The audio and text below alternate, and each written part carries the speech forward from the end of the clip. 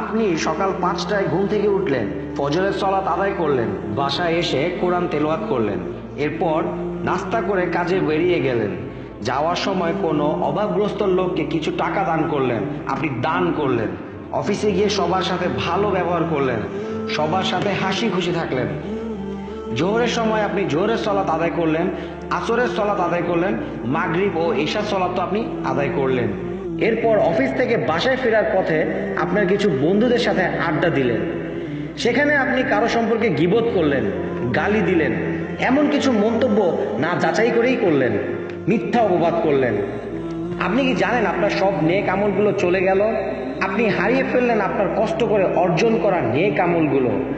নবী সাল্লাল্লাহু আলাইহি সাল্লামের ভাষায় প্রকৃত গরিব তো সেই ব্যক্তি যে হাসরের ময়দানে অনেক নেক আমল নিয়ে হাজির হয়, এরপর কাউকে গালি দেওয়ার জন্য, গীবত করার জন্য, মিথ্যা অপবাদ দেওয়ার জন্য তার সেই নেক আমলগুলো আখিরাতে তাদের দিতে দিতে তার নেক আমলগুলো শেষ হয়ে যায়। এরপর যখন তার আর কোনো নেক আমল থাকে না, তখন তাদের বদ আমলগুলো তার উপর চলে আসে, এরপর সে জাহান্নামে চলে যায়। এর থেকে হতভাগ আর কে হতে পারে? তাই আসুন সবাই গীবত, গালি দেওয়া, মিথ্যা অপবাদ দেওয়া থেকে বিরত থাকি, নিজেদেরকে সংশোধন করি।